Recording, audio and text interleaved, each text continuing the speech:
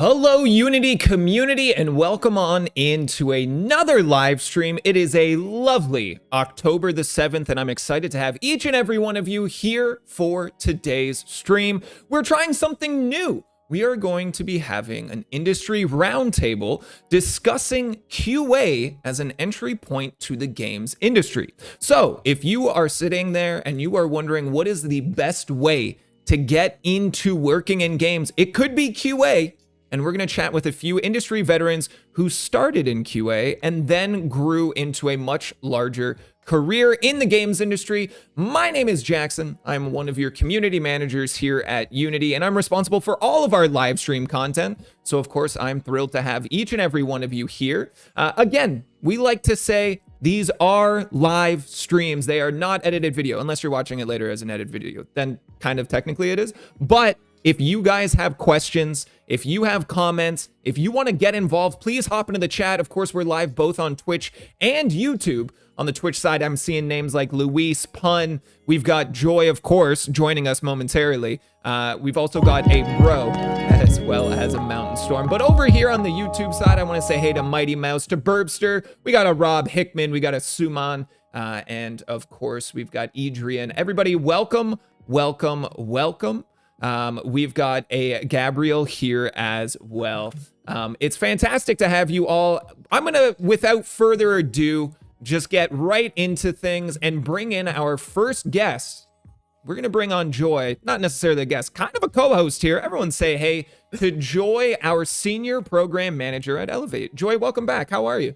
Hello. I'm really good. I'm so happy to be here. I'm totally excited about today's stream. I think there's an amazing opportunity here for learning about an established industry job that might be new for some people. So it is a really great and exciting morning, and it's also the beginning of spooky season. So happy spooky season to everybody as well. A big happy spooky season. Definitely my favorite time of the year. Same. Joy, you've joined us on streams in the past. I'm very excited to have you here. You touched on it, but I always like to set expectations right at the top of the show. We want you all to learn and have an opportunity to perhaps learn something brand new here and see the games industry from a different perspective. Joy, you work on what's called Elevate. I do. Can you tell us all a little bit more about it?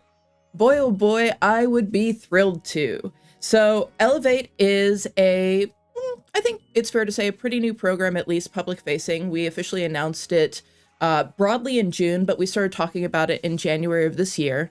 The entire goal of Elevate is to help make it easier for our users to make that first jump into the game industry, to help them find their first job. Now, the way that we're going to do this is a multi-pronged approach, but it's all about education. Our goal is to make it clearer the different roles and opportunities that there are in games. Because one thing that we've found is that everybody knows the broad strokes, like you've got your game designers, you got your character artists, but the game industry is gigantic, and there are so many opportunities out there for people that are just waiting for you to discover them. So here on screen, you could see the website for the Elevate program, and we'll go ahead and drop those links in the chat right now if you want to check out the website. I highly recommend you do because it's super neat. So the Elevate program is primarily focused on what we're calling universal job profiles, and you saw it scrolling past there right now. Our universal job profiles are best thought of as something like strategy guides for games. Oh, I'm sorry. It's scrolling by right now. There we go. So these are like strategy guides for jobs in games. Mm-hmm. So you can see that right now we have VR developer, AR designer, and junior programmer. These are in-depth, detailed descriptions about jobs that help you prepare from basically point zero, where you say, what even is this job? Yeah. And it gives you the full details of what that job's about, all the way to how to prepare for that job if you decide that you want to do it. So we are actually in the process of creating more of these, and that's actually why we're talking about QA today, because the next universal job profile we're going to be creating is for QA. Mm-hmm. And the reason why we're talking about QA today is because traditionally QA is a very It is an easier entry level role in the game industry, and it's one that a lot of people got their start in and went on to do really great and amazing things in games. So that's kind of Elevate in a nutshell. That's what our goal is, and that's what we are building. Joy, I want to pull in a question from the Twitch chat because maybe we're already getting ahead of ourselves. Mountain Storm's asking, what does QA stand for? I think we as people who have been in the industry and have been around the block, we know. But if we're trying to bring in people for the very first time, let's break it down a little bit more for people. Oh, fantastic. That is a really great call out. Yeah, we tend to take things for granted, but yeah, let's take a step back and start really at zero. So QA stands for quality assurance. Now, commonly people think that QA comes in, quality assurance comes in at the very last moment of a game being developed. But as we'll learn today, it's a much bigger story. But quality assurance are the folks who are going through and making sure that the game you're playing actually functions the way that the designers want it to function. They are really your first advocate. They're the ones who are making sure that you're going to have a good experience before you even touch the game.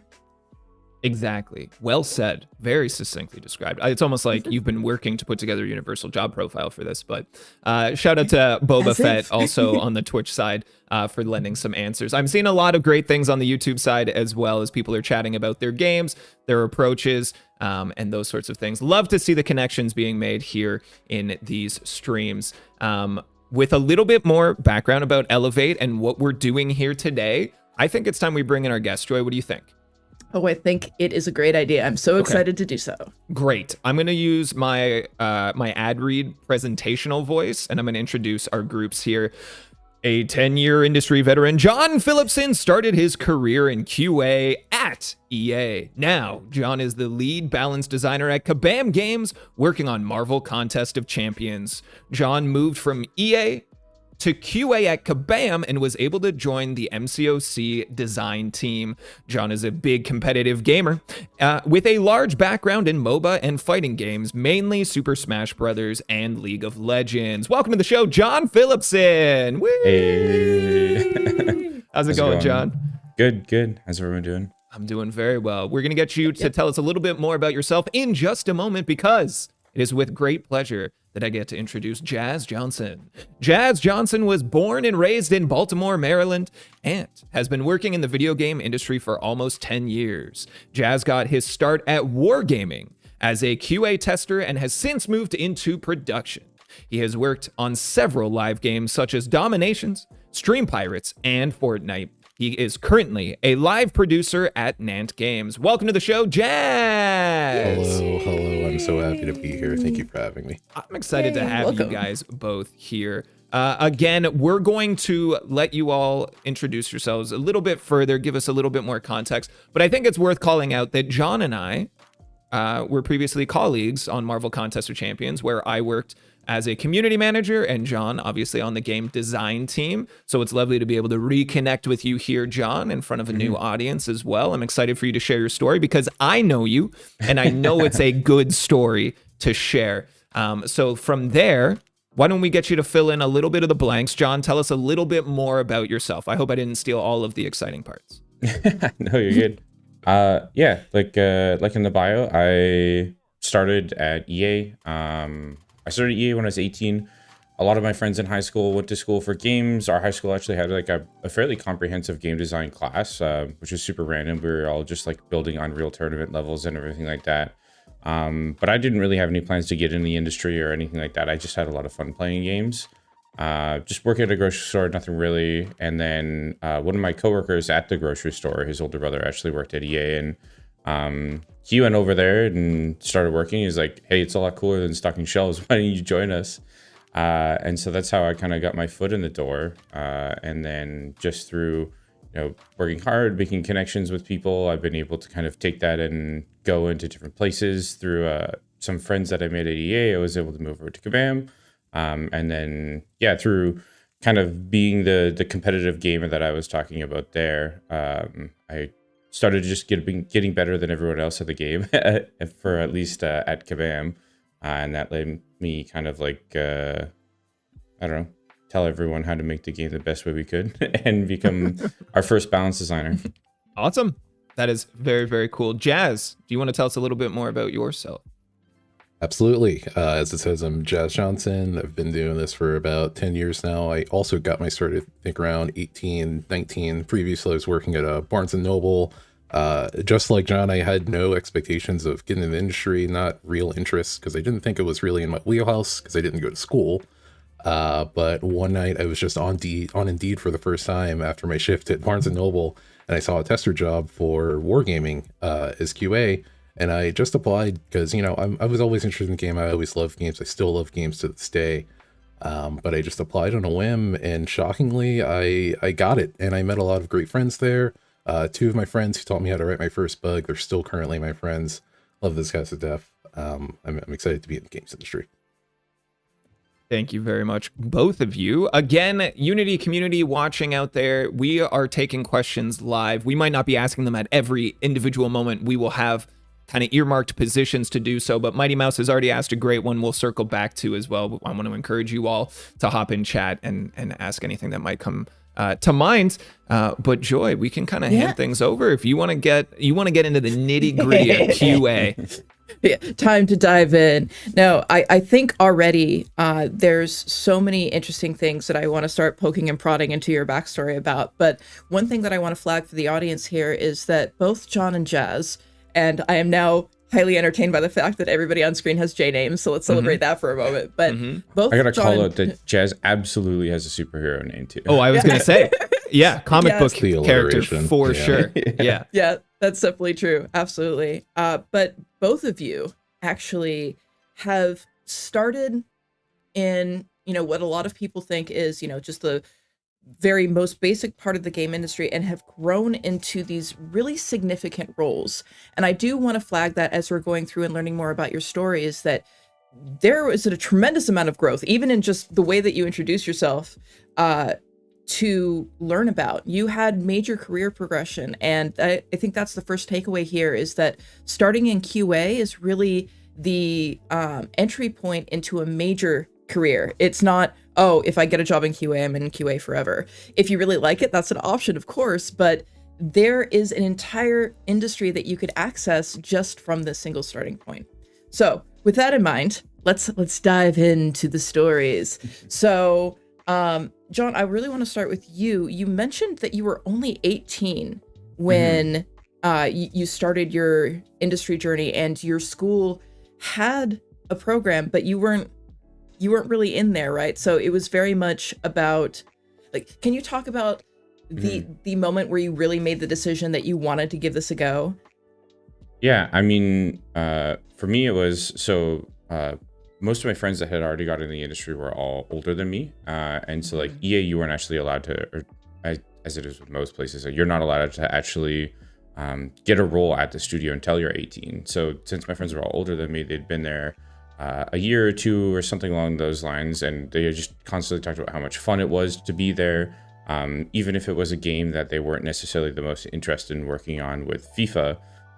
It was still a super fun environment and a lot of camaraderie, and you get to work in video games, which just sounds like a lot of fun.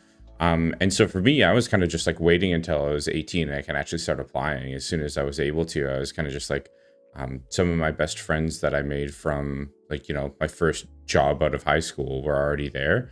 And then, I was just kind of like counting the days, and as soon as I could apply, I screwed up my first interview, and I absolutely bombed it, which ended up working out for me because I got a second round of interviews, and those ended up landing me on a team that I was probably better suited for anyways. That was kind of just like I was just, I guess, lucky enough to have other people around me that had already had a bit of that experience to be able to kind of like assure me that it was the thing that I probably wanted to do. Just as soon as I could, I did. So two things there. I think first and foremost, so it was really your age that you were counting down on. So you just have, or at least that at that time had high school experience. Did you have any further education beyond that point that was helping you prepare? No, nothing at all. That's the like games courses I was talking about was actually in my high school. So like, I don't know why, but our like lead computers teacher at my school just like just the biggest nerd I know. He would do like prop making courses, and then he did a bunch of game design courses. And so that was all of my experience with it, is like, oh, it's fun going and making levels in Unreal tournaments for me and my friends to play, but I never really did anything more than that. And I never even considered the possibility of it being a career. And then once I had some of my friends that I made through other means actually go and start it as a career, I was like, wait a minute, this thing that I always thought was a lot of fun is a viable option. Oh, and did you ever later on decide to go on and pursue further education, or did you kind of just stick where you stuck and just went right into industry once you got into QA? Yeah, I've definitely been a learning on the job kind of guy. I've considered it over a number of years. So like, maybe it would be a little bit easier here or there if I did it, but I never went back and did schooling. I've done a lot of online courses like Udemy and different learning things to, try and round out my skills more and help with my day-to-day, even like some project management stuff just to like help organize myself more. But nothing too much outside of that. I joke about it with some of my friends even that I went to high school with is they went to formal schooling to go and get their degrees, and once they're all done, then I would come hire them and they could work for me. Amazing. So it really feels like you managed to kind of shortcut through everything. You got that base level and then just learned on the job. Incredible. Well, great. Thank you so much. Yeah. There's certainly value in going to school for it, but it's, Sure. if you have the opportunity, then sometimes that's all you need. Yeah, Right. I think it's a lot of like, this isn't necessarily to say you don't need to, it's to show that there are many different Other paths. pathways, right? For myself, I've worked in games for a few years now as well, and also no official schooling. So again, it's just to kind of show that there's a lot of different adventures that people have been on to get to the same place. Absolutely. And that's something that I really want to flag in this, because for some people, college isn't the right fit. That's not the way that they feel the most effective for them to learn.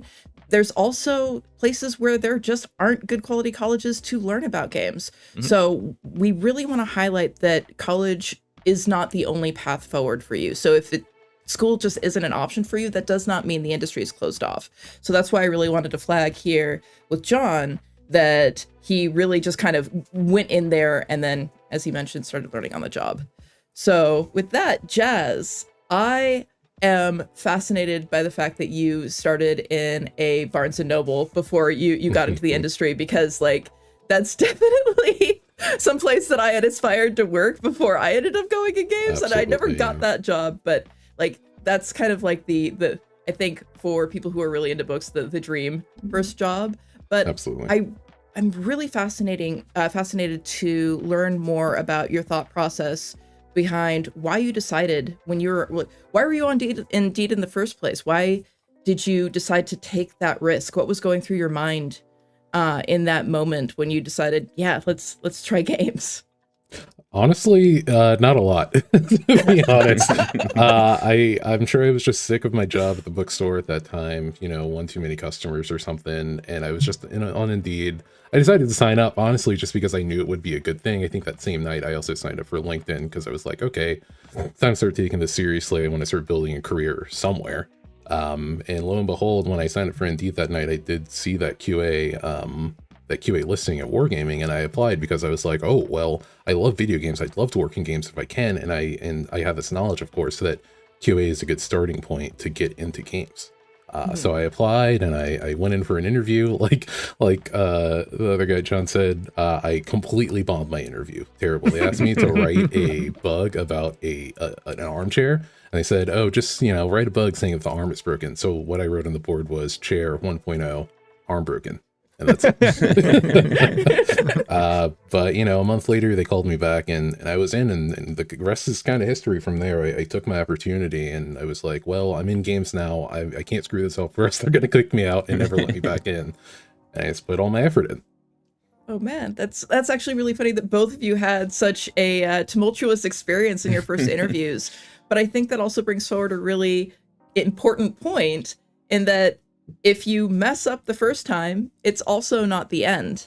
So it's really great that both of you had that experience, and you're here to prove that one bad interview does not mean the end of your career. It's also alarming. It's not to suggest that you should go in and bomb your first interview. I know it worked for John and Chaz both, but like maybe don't set that as your ambition. You know what I mean? I mean, unless. One thing I would Unless, say as well is, especially with something like QA, it is absolutely a job that you can kind of like learn on the job. And I think showing that in interview your hunger to learn or you're excited to do this is the most important thing, because QA being a fairly entry level thing, absolutely, you know, a good manager can just teach you what you need to do. And if you show that you're hungry to work, that's going to carry you so much farther than maybe already knowing how to write a bug. Yep. yeah. And that actually kind of hits on one thing that I was curious about, and maybe for you, John, you actually articulated, but I'd love to hear from you both.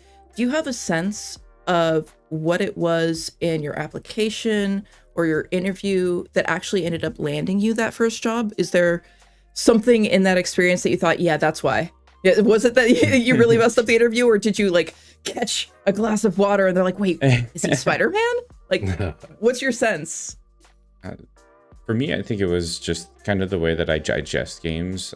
Growing up playing games, you know, as competitive as I can, it kind of trains you really well for doing something like QA, because when you're trying to min-max everything you can in a game, the number one thing you're going to do is try and break it. Like, how can I combine these items to make something that the developers never expected me to, or how can I, you know, use these moves in a way that the other person's not expecting, and try and, you know, get a few extra frames out of this and that. And like a lot of that really translates to QA, which ultimately your goal is to try and push the game to its absolute limit and break it. And then the other thing was, I had a little bit of insider info that the people that were interviewing me really loved Destiny. So all I did was talk about exploits in Destiny the whole time. And then, so I mean, that helps, but you know, even regardless of if you don't necessarily know like what the right game to talk to the people is, it's kind of just, you know, for me, it was being able to articulate like something that I wouldn't have ever had considered an industry thing of a bug, but like, you know, explaining being able to clip through a wall in a raid in Destiny was the example that I had used. And I think that's something that many people do in games. You know, you've seen speedrunning and everything like that, that you just like don't necessarily realize is absolutely your foot in the door. Mm-hmm. Absolutely. And Jaz, what about you? What do you think was the quality that your interviewers saw in you that actually was able to help you land that job? Yeah, I don't know. I you know, I didn't go in with much experience or even education. I was just out of like 2 years out of high school, so I wasn't actually entirely sure. I did go in with a very open mind and a love for games, and when they asked me about the kinds of games I've played and kind of things I would do in those games and maybe bugs that I found, I was able to recall some things, and maybe the way that I articulated those concepts to them was impressive, perhaps. I would think also maybe they saw that I had a great work ethic and a hunger for knowledge, as John mentioned earlier, which I still do. I always love learning new things, branching out into new roles. So I would hope that's that, and possibly the new experience, so they could save in a little money to pay me like quite a lot. Sure. Absolutely. That's always one of those kind of like, you don't say it out loud, but you kind of whisper it to yourself. I'm cheap. But yeah, no, of course, we're always advocating for a living wage. But yeah, absolutely. Wow, that actually means that you were also quite young when you entered the industry. You were 20 then, right? 2 years out of high school? I was, so I was actually a year younger than everyone because my birthday's in December. So I think I was 19. Oh, wow. Okay. So both of you. I actually like couldn't get the insurance, I remember, at my first job because I wasn't old enough or something. I remember everyone else on the QA team had it and they were celebrating. I was like, the same thing. 2 more years or whatever. Oh, the same thing. I had to just piggyback off my parents until I turned 19. Yeah. Old enough for a job, but not old enough for your own insurance. So these are the milestones. These are the milestones. So it's insurance, renting a car, and then renting a carpet cleaner. These are the things that we look forward to in life. Yeah. 25, rent a car without extra fees. Good luck. Apparently in California, 27 to rent a carpet cleaner. Don't ask me Really? why. California, why? I said, don't ask me. Yeah. Okay. But yeah, this was, I think, really great insight. And one thing that I do want to flag, because we just, there goes my kitty.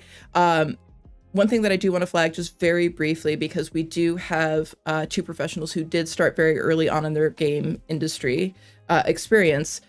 You don't have to be young to enter games. So I do just want to flag that. The reason why I think it's so interesting that both of these folks started so young is because it is notable. You know, there's always, you know, a variety of experiences and just for me, as an example, I did actually start my career in QA as well. But very importantly, I want to flag, I was 25 going on 26. So you don't have to be fresh out of high school to start your career.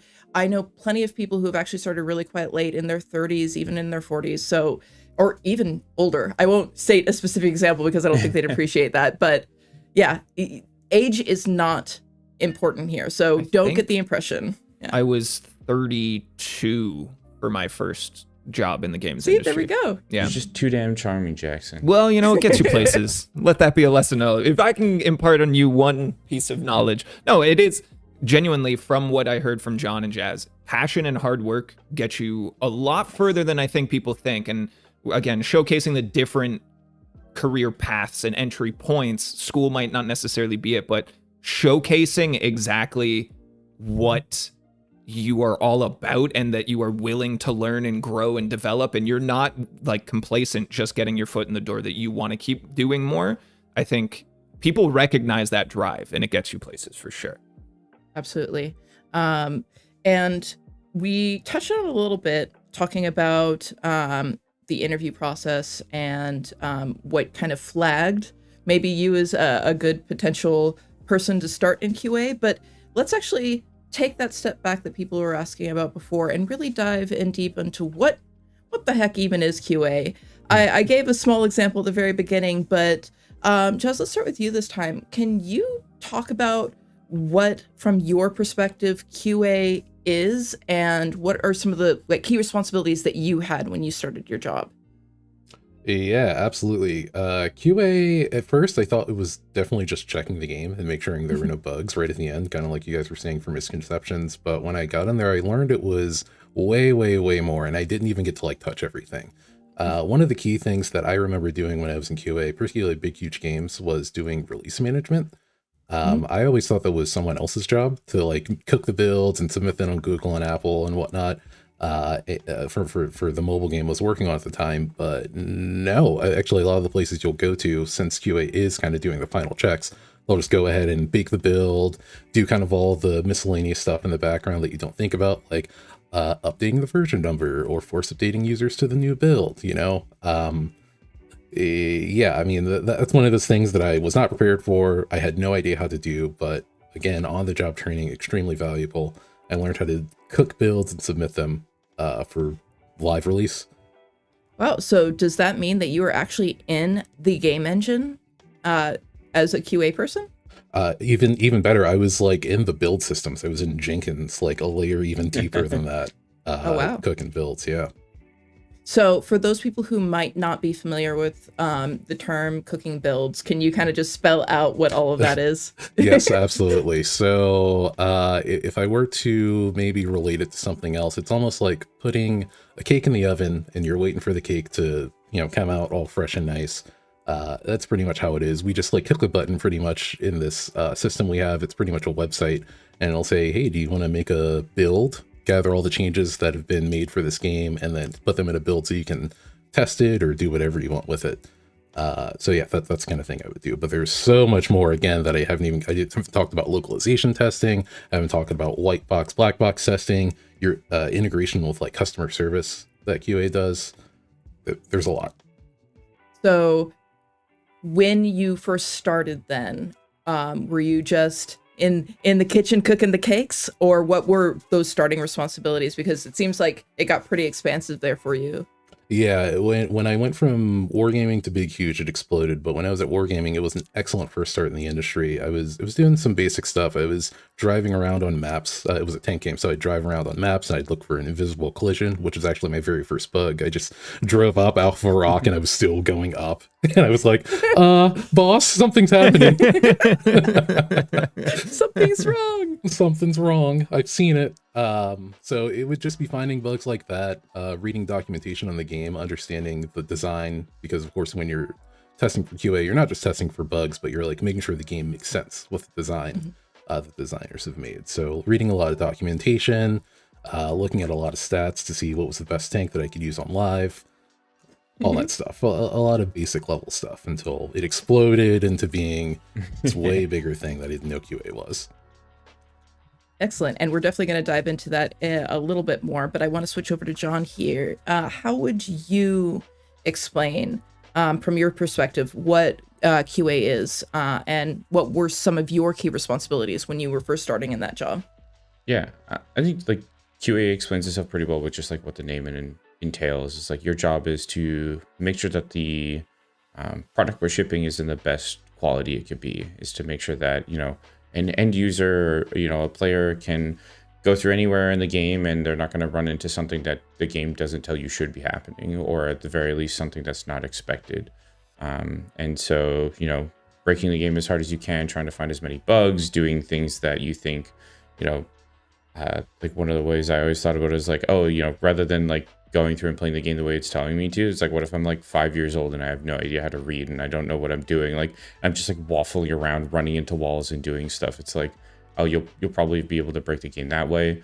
But yeah, like ultimately it's always been, you know, you're at the end of the line, to make sure that the game feels the best for the players, because it doesn't matter how good they've designed the game or how good the graphics are or anything like that. If at the end of the day, if the game doesn't play the way that it says it should be playing, because of, you know, any myriad of reasons, then it's not going to be fun. And that's why one of the reasons QA is so important. And for me, that was a lot of my early work is, you know, working at EA. EA is a fairly massive company, so a lot of your early QA stuff is just checklist testing. Like, hey, we've got a new update coming out and we need to make sure that everything that's been in the game since forever, and, you know, we were working all the way back under like FIFA 14 and stuff like that. So I was like loading up like PS2 games to go and make sure that those will still working, because for whatever reason we were still supporting those. And so, you know, a lot of it is making sure that things are working that the way that they're supposed to be, and to make sure that it's, you know, the same experience that users have always had and are expecting to have. Fantastic. Very well said. So we have heard a little bit about what QA is, but I think this is a really great opportunity to get a sense of what QA isn't. I would love to hear from both of you what you think the major misconceptions are when somebody says, like maybe when you walked up to somebody and they asked what you did and you said QA, what picture that is utterly incorrect do people generally form about the role of a QA person? I feel like the first thing that everyone thinks about is the Grandma's Boy movie. Just like some guy in the basement testing a game. Or like those commercials that's like, tune up the graphics on level 2. Enhance, zoom in. Yeah, those are always my favorites. So those aren't entirely what QA is about.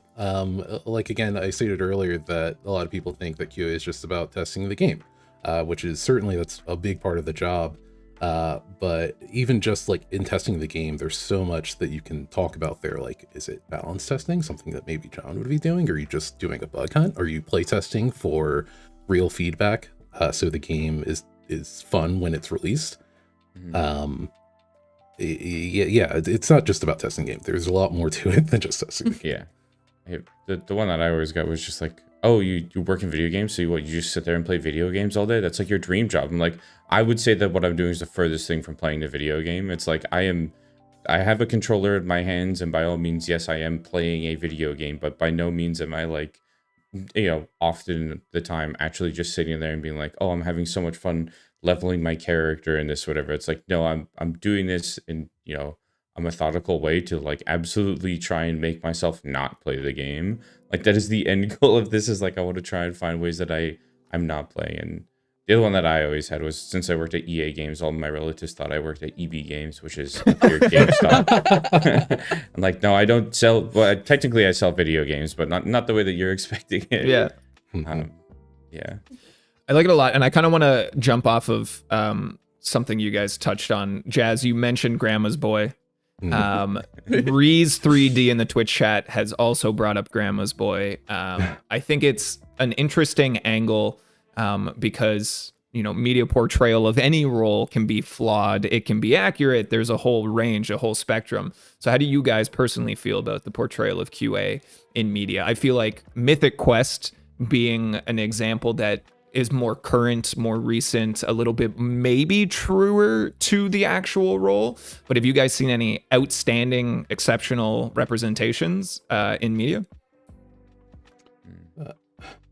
None that I could say that I that I think are very accurate. I don't watch a lot of like movies or TV shows, honestly, but one that I jokingly hear a lot from a lot of QA testers that they like seeing is the QA in Westworld. Apparently they have like flamethrowers and guns, and they can like delete the AI or whatever. Perfect. But nothing that I've seen that's like very accurate to it now. Got it. John, anything that stands out for you? Everything's always a little bit dramatized, or at least a little bit like, you know, we want to make it fun and kind of goofy. So nothing like comes to mind immediately that's like right away. I think that some of the ones that I've seen in media is like, oh, you see people like working in a factory and they're just like chewing through everything, or you know see somebody like, oh, they like have to hit 1,200 vapes a day because they have to make sure the quality of the vape is good. I'm like, it's kind of what it's like sometimes. It's like, yeah, playing FIFA and I've got to kick off 1,800 times to make sure that it works on every console and every SKU and every language, and sometimes that's what it's like. I think that's like a lot of the time it's not a super glamorous job, so I don't think it's one that's going to be portrayed too well in something you want to be entertaining. Yeah. I want to also follow up with another question that Reese3D asked. What if you are in QA and you don't even like the game you're supposed to be testing? How does that affect the quality of your QA, and how do you stay motivated? John, were you a big FIFA guy? Oh, the biggest FIFA guy of all time, for sure, definitely. And I've booted it at least 3-4 times. I think one of the things that I like doing, and one of my coworkers did, is like kind of like creating some of your own challenges. So when we be doing stuff like checklist testing, and checklist testing is, you know, you're doing the same checklist that you've done 100 times, you're doing it for the 101st time, and like, you know exactly what you're doing. Is kind of like self-imposed challenges. Like, okay, like, can I do it faster this time? We literally started like speed running it, and we all started like keeping times to see like, oh, which one of us could like get through this SKU the fastest, or anything along those lines. And I think one of the other things is, as Jess has been saying, like, a lot of QA has like almost nothing to do with what the game that you're working on is. You're not necessarily only just spending time in that game. There's so much about learning the business and what like the delivery process for getting a feature end to end is, or building a game that has really almost no relation to what the specific minute to minute gameplay that you're working on is. You'll be able to, you know, you might have to spend a little bit of time playing the game you're not super interested in, but if you're engaged and you show that you're hardworking and you want to learn and grow more, absolutely you're going to be able to take that into something that has, you know, largely nothing to do with the game, and it can be super engaging and fun.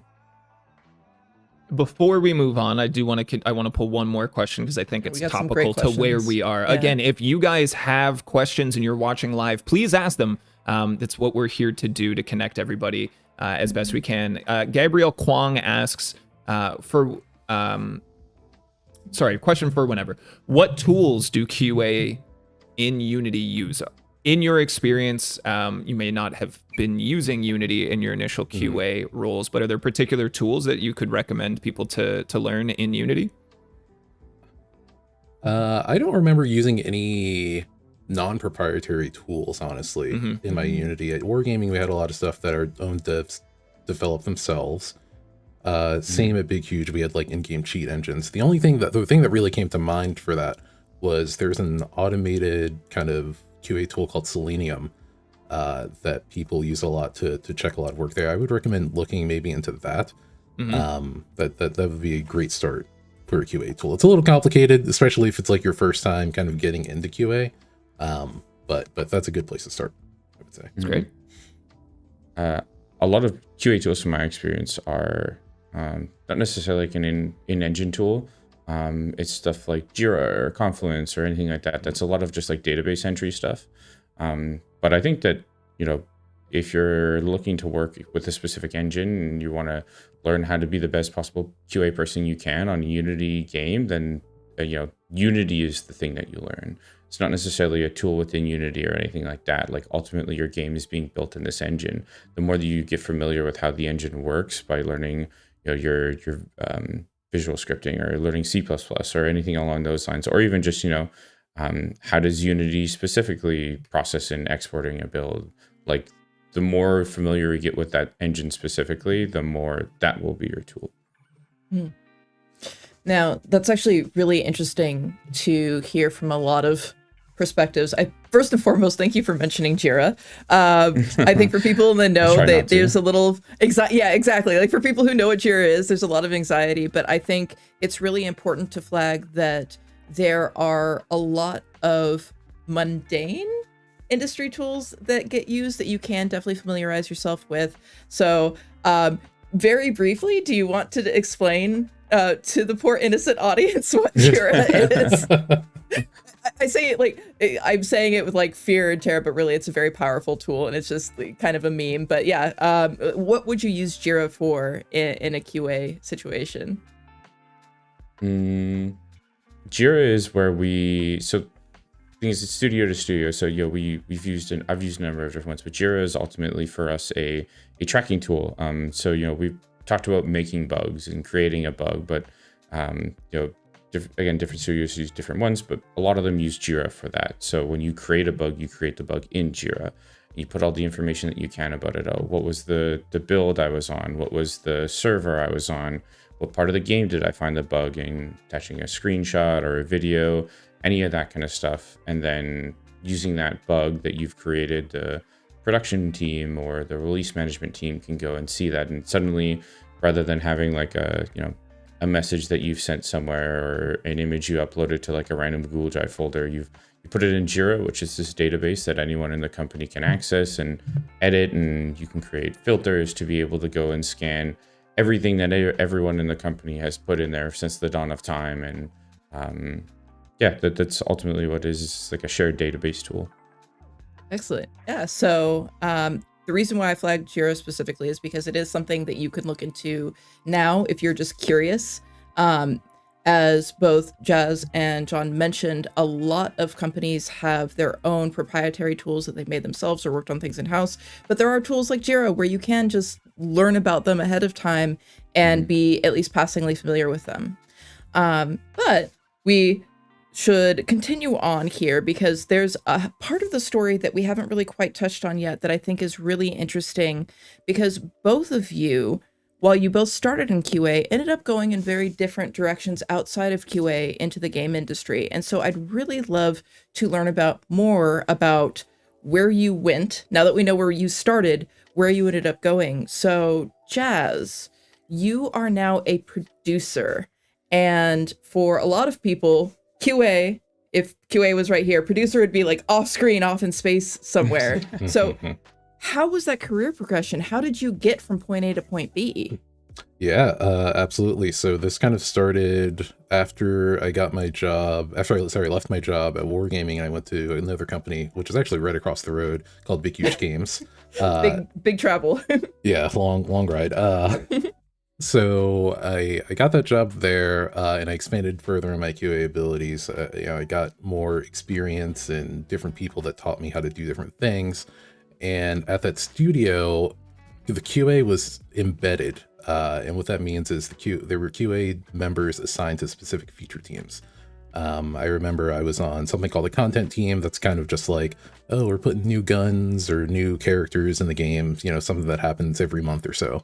And I'd just be in there and I'd see the producer like acting and like performing stand up and leading these meetings. And I was so inspired because this person just always knew what they were talking about and like had everything, and like an engineer would start saying something and the producer would finish it off. And I'd be like, how do I get that good at the games industry? And I saw other producers coming and doing the same thing. And I'm like, well, that's obviously the track that I want to go to. And I saw them go to California, like take flights. And I was like, oh, I want to go to places. I want to be an important person, without actually like knowing why they would do those things and why they would ask the questions that they do. And I had a mentor, Kate, who kind of took me under her wing. I started doing live ops production, which is like if you have a live service game like Apex or something like that, you're just making sure that there's no bugs and the sales are going out, the events are going out. So she took me under her wing and kind of showed me exactly what production was. And I was like, oh, this is a lot of responsibility. Like I have a lot on my shoulders in case anything goes wrong. Where do I sign up? Because I want to like know all this stuff and I want to be involved in everything. And I have such a hunger for knowledge. And that was kind of it. I did like side production tasks during my time in QA. I also had to split my time with QA, and eventually they hired me up, but I can go into that a little more later if you'd like. Yeah, absolutely. And just for the sake of making sure that everybody's on the same page, you really kind of did go over it, but in a nutshell, like in a single sentence, can you say what does a producer do in the games industry? A producer makes sure that the team is going to produce a great, successful, quality product. That's very good. A really great succinct sentence, and it's so very loaded. Like, Yeah, there's a lot to it's it. like the understatement of the year, but in a perfectly accurate statement. I love it. Thank you. So, John, I'm actually going to front load the question here because your title of a balance designer, I think people might be less familiar with. So, can you start with explaining what a balance designer is and then kind of talk about how you got to that point from QA? Sure. As it is with most things in games, it's a little bit different at any studio you go to. Even something like a producer, like the different places I've been to, it's different everywhere. So some place a balance designer can be something very akin to an economy designer, where you're managing, how many resources does the player get? How many do they need to upgrade their character? That kind of stuff. For balance at Kabam, ours is very specific on, as I said earlier, we're probably just better than you at the game. And I say that as a cocky thing, but at the same time, a lot of the people on my staff now, or a lot of the people I work with, are literally some of the best players in the world. And that's why we've brought them onto the team. And our goal is to, it's kind of like a graceful progression out of QA, because rather than making sure that, the game doesn't have bugs, or to make sure that we have this really polished product at the end of the day, we kind of do the same thing with content, and making sure that the content is in the best spot it can be, or that the characters are at a comfortable level, and they feel worth it for players, or the content feels worth it for players to go through and play. And that's really what a lot of our focus is kind of like, I always say, we're kind of like the QA for like the fun side of things, where not saying that QA isn't important for the fun, but in the sense of like, it's more on the design side of things, working with other designers to make sure that, the content is where we want it to be, and then kind of helping them build guidelines onto like what that even means. What is the right level of difficulty in a piece of content mean? Well, nobody knows, so we'll figure that out and we'll make that plan. Yeah. Great. And how did you make that transition point? Like, where in your QA journey did you discover this new role and think, yes, this is for me? And how did you bridge that gap? Shocking revelation, I'm sure, for you all, but I talk a lot. And so, and I've always kind of had that, and I've always been like fairly willing to speak my mind about something. And so I was lucky enough to work with our character team and work with our character designers. And it was like working at Kabam on characters. It was the first time I ever felt like, oh, like working in games is awesome. I could go and talk to a designer on, the other side of the room and be like, hey, like, we're working on Iron Man, and the new Iron Man, he's pretty cool, but like, what if you did this ability instead, or if you made this ability like 10% stronger? And he's like, that makes total sense. Let's do it. And then, you get to go play the game, and you see that direct change in there. And it's the first time that I was really able to start seeing my suggestions, or what I thought the game should be doing in the game. And I was able to do all that in QA. And it's one other thing I'll say about it as well is, every studio is a little bit different, but a lot of the time, the smaller the studio, the more hats you get to wear, the more the more your thoughts and impressions on the game actually get made alive. And I was able to then kind of create this role for myself, because I was so regularly working with all of our designers that were releasing any content and being like, hey, you know what, if you change these numbers 10%, or rather than using this ability, use this ability, and kind of like being able to look at the game fairly holistically and have such a high level of understanding of like what our players want and what they're chasing.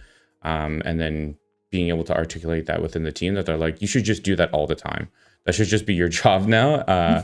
And so that's kind of what it was. And I was, lucky enough that the team was kind of willing to take that risk on me. And it's just turned into greater and grander things over the past number of years. We've just been seeing more and more of a need for it, and expanding the team. And that's really great.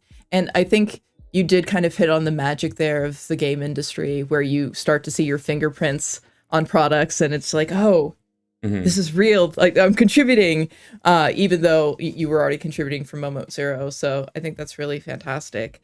And you both really kind of touched on, I think, what we wanted to cover next, but I wanted to look into it a little bit deeper. You both naturally progressed from one role to the next. It seemed pretty seamless, but were there any specific skills that you built in QA that you think helped prepare you to be successful in your subsequent roles?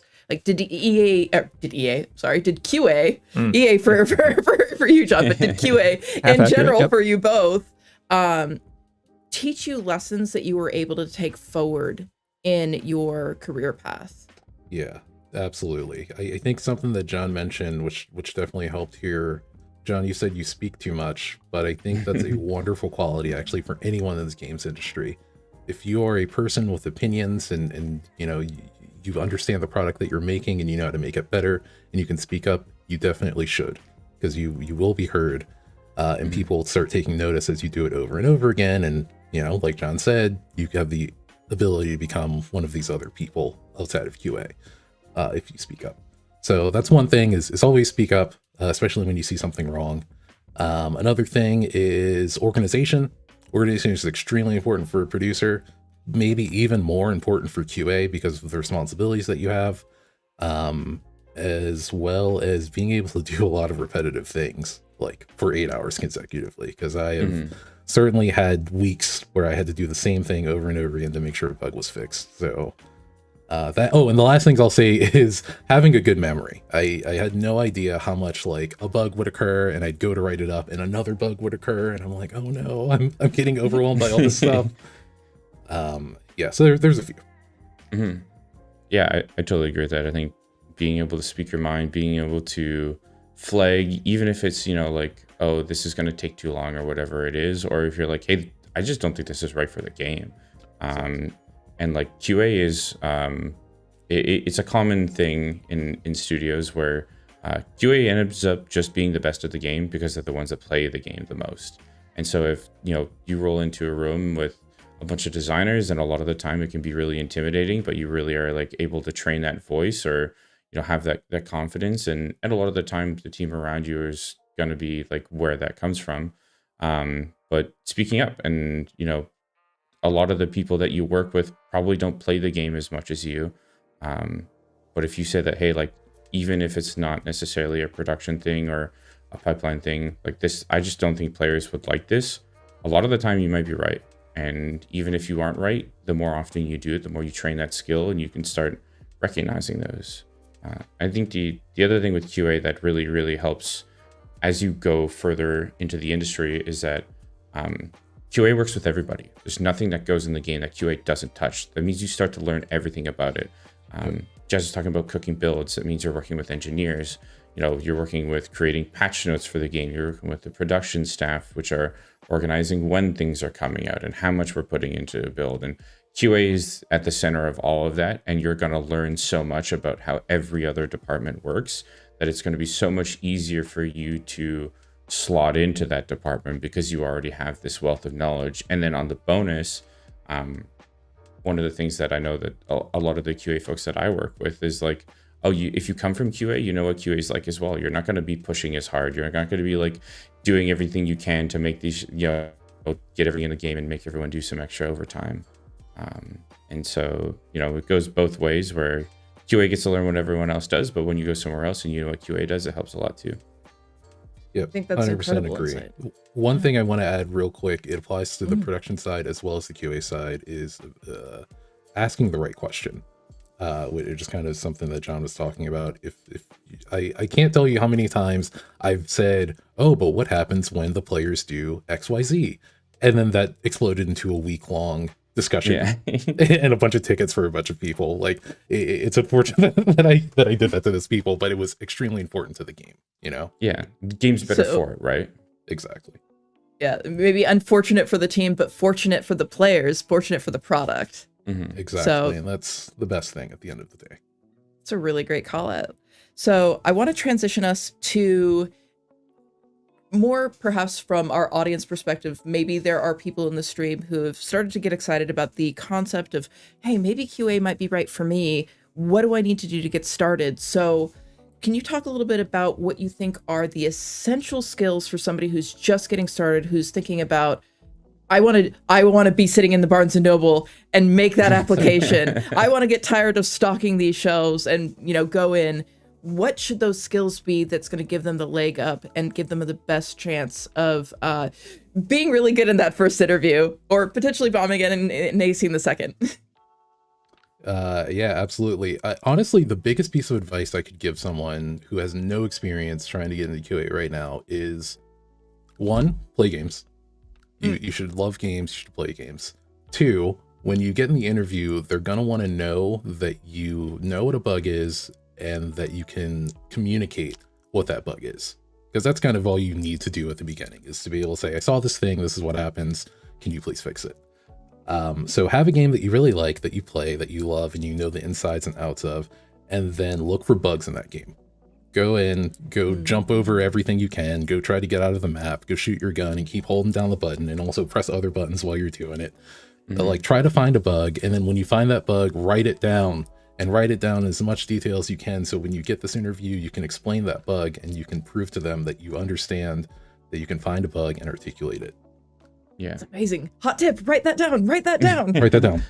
The detail thing is something that I would wholeheartedly agree with too. Is like, it's one thing to, like, as you said, your first interview, like, you wrote the bug of like, oh, chair broken, chair broken, that's it. And it's like, one of the things that I think will always help people stand away from the rest of the candidates is like just how much detail you can get into. Like, oh, if I put the stick 3/4 to the left and then I like hit this, and you can walk through like every single thing that you did to get there, that makes everyone else that works on that's life so much easier. And like, communication is the big thing too, being able to like articulate it. And that one's maybe a little bit harder to build as a skill, but like being able to do it in writing, like trying to work on being able to like explain yourself really well over an email, or being able to explain what the problem is. And then other than that, I would say like the kind of like cheat code you can use is just like try to look up a bunch of industry terms and like understand what they are. And a bunch of them are probably going to be super nebulous when you don't have the context of like what that person does or what that feature is or what this abbreviation means. But like, those are the questions that I found when I was going through interview processes that really caught me. It's somebody's like, oh, so what's an SE do? And I'm like, I don't know what an SE is. And it's like, it's a software engineer. And it's like, if I had spent like 10 minutes going and looking up like a cheat sheet of abbreviations and stuff, sometimes that stuff will help you. And but I think that other than that, it's like just being able to communicate that you've got a good work ethic, and just apply everywhere and anywhere you can, and someone will be willing to take the chance on you. That's right. Great, that's fantastic. Do we have any questions from the audience in this, or are we ready? I mean, we've got some great ones that were kind of answered a little bit as well. Mighty great. Mouse was kind of asking a little bit about where can we find these opportunities, and you guys kind of sharing like, keep your head down, keep applying, keep looking for them. Someone will take a chance on you is, I think, exactly what we kind of needed to hear. I kind of want to bring in one from Twitch here. We had Crusade ZK, Canada, Zed, as some live service games carry out open registration for closed beta testing. Does beta testing fall under part of QA? Maybe not necessarily is it the same, but would you guys say that that would be valuable experience to bring up in a resume or on... Sorry, in an actual interview, to say, hey, I've been a beta tester and I've reported bugs and that sort of thing. Is that a good way to get hands-on experience before applying? I think so. I think that there's no harm in it. The thing I would say with that is maybe rather than saying like, oh, I was a beta tester for this game, being more of like, hey, I was a beta tester. These are this is the feedback I gave them, or these are the bugs that I found, and kind of doing a breakdown of that, of giving kind of real world examples of like how you've kind of done a bit of that work already. It's so many open beta games already just like, oh yeah, I was a beta tester for Deadlock. Me and my boys, we played it every night for like 6 months. And it's like, okay, very cool. I'm glad that you enjoyed Deadlock. But then being like, oh, hey, we play Deadlock all the time.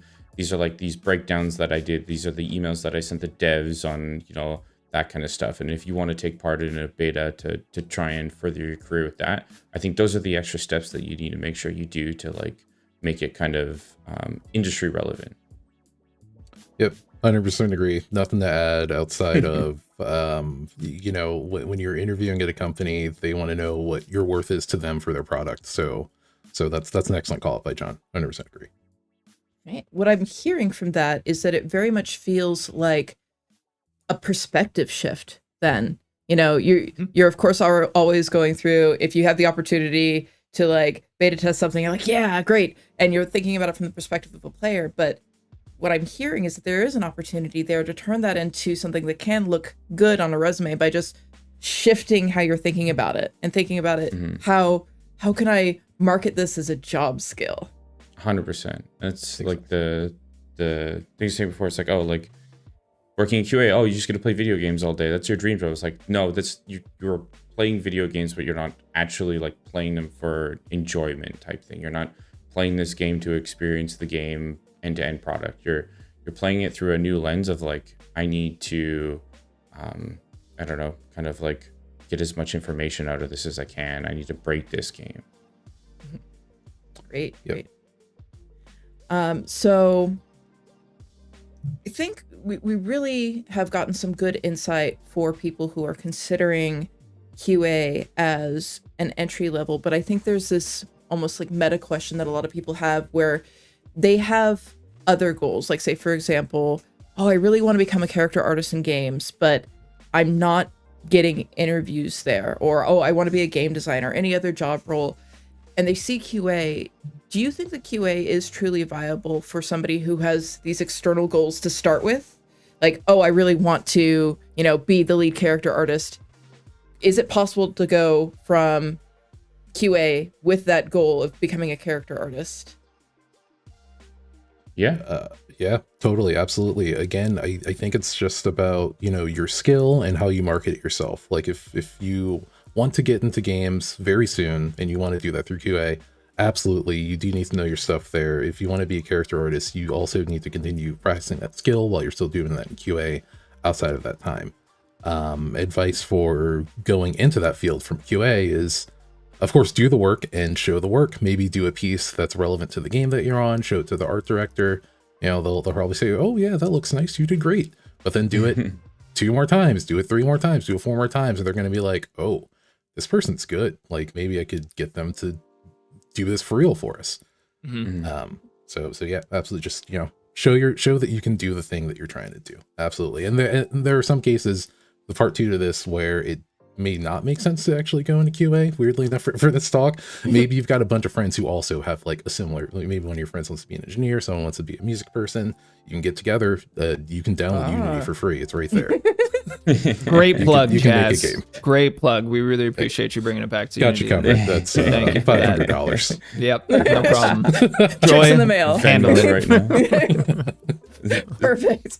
The thing I would say about it too is, you know, even if the transition for, you know, character art from QA doesn't line up as much as other stuff, of like, I think like QA going into design or into production or even to a certain level of engineering is a little bit more of a through line where those are attached.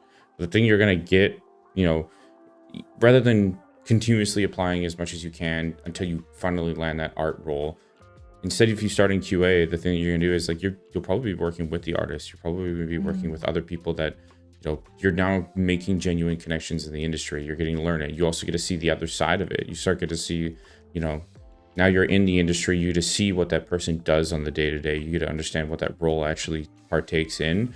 And when you go and you're in the lineup with, you know, 100 other people that all want to be a character artist, and none of them have worked in the industry, but you've been working in QA for the past while, you know, you now have that extra wealth of knowledge of like, oh, I know what it's like to work in video games. And you have these now, you know, other veterans that you've made connections with that give you references for you, or, you know, everyone moves around to different studios. It's just the nature of the game. And after a number of years, no matter what your role you're in, you're going to know people at, you know, 20 different studios, and that expands your options so much more as well. Yep. I'm so glad that you brought up the networking aspect to that as well, because that is such a key component of continuing on in the industry. And I think your first job is like that very vital starting point to building that. So thank you for bringing that up. So This one, I think, is a little bit of a interesting question, and I genuinely have no sense, but Unity devs have Unity discussions. Artists have ArtStation. Do QA folks have a place online that they like to hang out and talk about QA? It's a very good question. I've never been in any QA like communities, but I do know that there's certainly some Discord channels out there. I know people who like run them. Yeah. So those are out there in Discord. Yeah, I would say Discord is most likely the best stuff or best spot for that stuff, as far as I know. Yep, fair enough. Part of me was thinking that you guys were just gonna say Reddit and then move on. So very good that there's other options out there. I would much rather recommend you go hang out with the boys in Discord than go and throw you to the wolves at Reddit. Yeah, Absolutely. Fair enough. Outside of communities, are there any resources in general that are useful for people who are interested in QA? Are there any books? Are there any videos, YouTube channels, anything that you have encountered in your career that you think is a cool resource that kind of talks about QA for people who might be interested? I always just recommend Udemy. Udemy's almost always got something that you want to go and do on it, and it's so crazy. Every course on Udemy is constantly on sale. So that's always the place that I start. And it's there's so many good tutorials on there, and a lot of the time you'll be able to find the same ones on YouTube and stuff like that, or at least something similar. But I really having Udemy and having these bite-sized things for you to chew through, and like kind of a curriculum that you're going through as you do it, I think that's always my first recommendation. Yeah, definitely. I'm a big video learner as well. I usually go to Unity and look up stuff there. But honestly, the thing I said earlier about just doing it, like playing your favorite game and finding bugs there, is going to be very valuable. It's going to show that you really understand like what you have to do as QA. A lot of times the best way to learn is to do. We made a whole web series called Scope Check, converting a game into a multiplayer game, where the whole tagline was the best way to learn to make games is to make a game. So I think that kind of applies almost everywhere. Like you can observe and learn and read and watch, but going and doing it is going to be what cements your skill set at the end of the day, I think, a lot of times. Yeah. Joy, are we okay to dip are you okay if I take us into somewhat potentially spicy territory? Actually, I was just preparing for that. Let's talk about the future. Let's talk about the future. Before we ask a potentially tumultuous question, you, Unity community watching, I'm starting a poll on both the Twitch and the YouTube side of things, asking a little bit about you. So if you wouldn't mind hopping in there and picking an answer, it would help us understand who we're talking to and how to create content that more appropriately caters to you. So just asking what best describes you: student, aspiring dev, indie dev, working professional. Throw your comments in there. Let us know. Again, the whole part of being a community manager is understanding the community. We want to know who we're talking to, and we want to know what type of content we can create for you. This will probably be step one. I will, in future, likely ask what specific type of content you want to see. So that information is very valuable. We are putting out much more consistent content here in the live stream space, at least once a week. It's my whole job. So please help me make it great for you guys. Because if I'm making good content that you guys don't care about, that doesn't really align with what I'm trying to do here. Now, into spicy territory. Now, this is a tumultuous, hot topic. Let's all be responsible, mature adults in the way that we discuss it. Looking at you, chat. But how do we see the role of QA evolving to the future, especially with the rise of new technologies and methods like AI and automation? I know we had a question earlier on the YouTube side.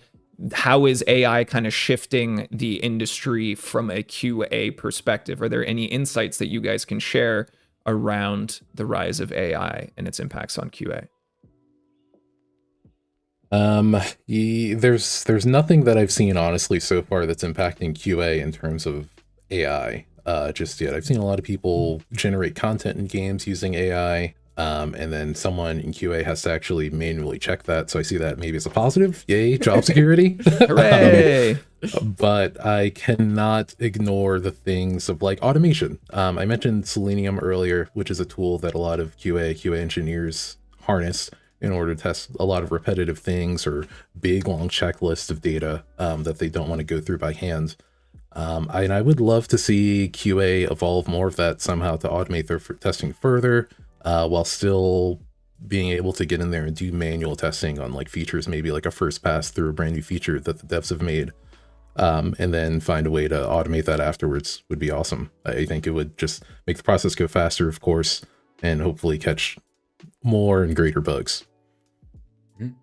Yeah, I would agree pretty much. I think like automation has been a thing that's been around, especially within QA, since, far before the AI bubble started to rear its head. And yeah, like I remember working on automation stuff when I was at EA in like 2016. It's been around for a long time, and it's, despite being around for, at least just with my personal experience, like 10 years, it's not replaced those jobs. It's not caused those jobs to go anywhere. And I think AI is like this, the thing that seems so much more capable than it actually is. It's like you can point it and in a direction and tell it what to do, and a lot of the time it'll go and do it. But like the best QA aren't people that do that. The best QA are the people that go and find things that you didn't ask them to do. They go and find things that nobody else was thinking about, and that's not something that I think AI is ever going to be able to replicate. So there may be some areas where it'll get better at it, but the only other thing is like the like Charlie and the Chocolate Factory movie, where it's like the dad loses his job at the toothpaste factory, but then he gets a new job because he's just fixing the machines that took his job. And like, that's all I see it being. It's like maybe AI starts doing some of the kind of like lion's share of the work for you, but you still need somebody to go and manage it, and you still need somebody to go and run those systems. And it may make some things faster or some things more robust, but it's never going to be a one-to-one replacement. Great insight. I appreciate it both of you. Yeah, really wonderful measured responses. I thank you for your wonderful insight on that front. And no one yelled at us, so I think we did it right. Good job. Good. That's how we know we've won. The stream's still together. No Nobody's flames, on fire. no fire. Oh, Everyone's wonderful. still here. I don't smell any smoke, Fantastic. thank goodness. We did it. We had a conversation, and it was measured and easy. Great. On the internet. Wow. Online. Incredible. You can't convince me. Amazing. So we talked about kind of what a lot of people view as a little bit of a scary topic, but I would really be interested to have you guys put on your prediction hats, kind of look into the future. What do you think are opportunities in the next 5 to 10 years for QA? How do you think stuff is going to change? What is on the horizon that would be interesting for QA? And you can go wild on this, just like based on your experience. What do you think could possibly happen in the world of QA in the future? I think one thing that's not talked about too often in QA, and one that I've been thinking about a lot lately, is it's obviously we're with Unity, and games is going to be the forefront of it, but like QA is not a game specific thing either. QA is something that works in many places. One of my friends who was previously a technical QA guy at Kabam is now one of the lead QAs at Samsung. Like there's tons of stuff everywhere with that, and I think within the role of QA, it's been something that's specifically in games, hyper-focused in games, and something that I would really love to see going forward is how we can kind of start making these skills more broadly unified, of like, oh, what is QA at a tech company versus a games company versus anything else that has it. It's like everyone's still releasing products, and you want to make sure that that product is the best that it can possibly be. And similar to, again, like engineering, where engineering is so vastly everywhere in any sort of tech, I think QA is something that lines up with it pretty well as well. The other one that I would say is we started to see a couple studios finally being able to give QA a little bit more respect and understanding of what it is. And I think Amazon Games is the one that I've heard about, where they now have roles in principal QA, which is rather than going down the path of being a lead and managing a team, it's like, no, I'm just really, really good at finding bugs. I'm really, really good at going and absolutely breaking anything that you're working on, and like that's my specialty. And we really don't see a lot of studios being able to respect that, but starting to see a few of them do it. That's something that I really want to see more of. It's not I find it's not fair to like always have to put this pressure that somebody needs to be a leader or somebody needs to be responsible for other people, when you can just be really damn good at your job, and you should get rewards for that. Yeah, definitely. Yeah, absolutely. As far as the opportunities, I'm not entirely sure. I think we will honestly be seeing a lot more QA engineers crop up over these next few years, with technology being way more accessible. I think we'll see a lot more QA testers, like manual testers in general, as we get more things being developed. John brought up a fantastic point that I wanted to bring up earlier, which is that QA is not just for games. It's not even just for tech. Honestly, there's QA everywhere. So I think that the fact that it's just not one industry using QA kind of gives it a bigger runway to be way more than it is. You know, if QA was just games, it would just evolve way slower. Yeah, overall, I think we'll see a lot more QA engineers using things like Selenium or automation and test rail, etc., etc. I think it'll become a more technical role for certain. Fantastic. Well, I think there's one last question I want to ask, and it's more of a yes or no. What do you think, guys? QA a good job? QA good job. I would say Yeah. QA is pretty good. I think there are some like scenarios and things that come with it, like maybe being looked down on that are older and may still happen. But QA is still a phenomenal job. You'll still get a great experience testing the game and building upon your skills, and you can take that elsewhere, or again, you know, you could stay in the industry, become an individual contributor, like John was saying, being very good at your job, or being a lead. I know a lead who started on medical software, and now she's working on the biggest Apple Arcade game right now as a QA manager. So anything's possible, guys. 100%. Yeah, I totally agree. I think it's one of the things that I always say, especially with friends that are interested in getting in the industry or fresh in it, is like never be afraid to like go to a small company. It's like, even if QA may seem like it's not the most glamorous thing, or you're very structured in what you're doing, when you go to a small company, you get to wear any hat that you want to do, and you get to do so much more. And having the opportunity to go and try out those things, QA can really become whatever you want it to be. Well, that's an amazing line closer. I think that's it. That like A+, put a star on it. We got it. We got the tagline. Stamp them. Yeah, you guys were great. I want to thank you both, Jaz and John, for being our guests on this. Again, this is the first time that we've tried to do this industry roundtable style for Elevate on a live stream specifically. Unity community watching here, thank you so much for being with us. If you enjoyed it, please let us know. But again, John, Jaz, we couldn't have had a show without you, so thank you both so much for taking the time out of your schedule to join us and share a little bit of your insight and your journey in the industry. Absolutely. Thank you for having us. Of course. And a massive thank you to Joy for bringing us a little taste of what you do on a relatively day-to-day basis with Elevate. I think the universal job profiles will help a lot of people. If people wanted to find more information about Elevate and all of the knowledge that you have and you want to get out there, where should they go? So you are going to go to unity.com/learn/elevate, or you could just follow the link in both the chats. That's probably the easiest way to do things. But yeah, once again, for people who might have joined late, the entire goal of Elevate is to help make it easier to get your first job in games, which we know from both experience and from hearing from our users can be a monumental task. It is that big, important first jump, and we want to do everything we can to support you. And we think that the best way to do that is to kind of pull the veil back on the industry, reveal what's behind the curtain. And hopefully the stream helped, and maybe got some of you guys thinking out there in the chat that maybe QA might be a viable path, or at the very least, taught you a little bit more about a really important role in the game industry. So yeah, I just want to say thank you so much, Jackson. This couldn't have happened without your support. And yeah, and thank you to the audience. We love you guys. Yeah, that's why we're here.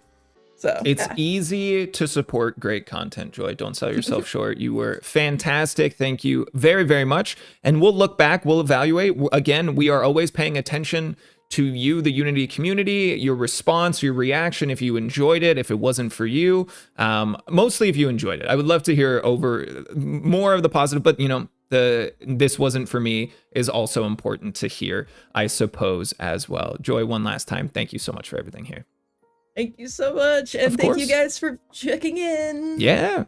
Now, Unity community, I want to let you know about our next official Unity live stream. It will be on October 17th. And if that date feels important to you, it is because it is Unity 6 launch day. That's right. Unity 6 becomes publicly available en masse for everyone on October 17th. So if you want to come by on October 17th, starting at 8 a.m. Pacific time, 1 hour earlier than usual, we will be doing 6 hours of Unity 6. If that sounds like a lot, you're not alone in thinking so. It will be a lot, but we are going to be talking through each of the key pillars that makes Unity 6 exciting, and we'll be sitting down with engineers, advocates, education people, and experts on each of these topics to answer some of your questions if you have them, and at the end of the day, just give you a little bit of a taste of why you might look to upgrading or shifting production to Unity 6. Again,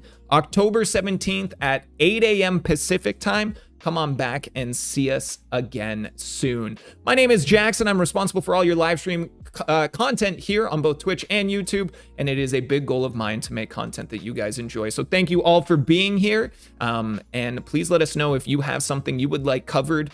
Drop us a comment on the YouTube VOD. If you join late, the VOD will be available after the show, and we will have chapters on there to make it easier for you to jump around in the near future. Until I see you all again, everybody, my name is Jackson. We'll see you soon.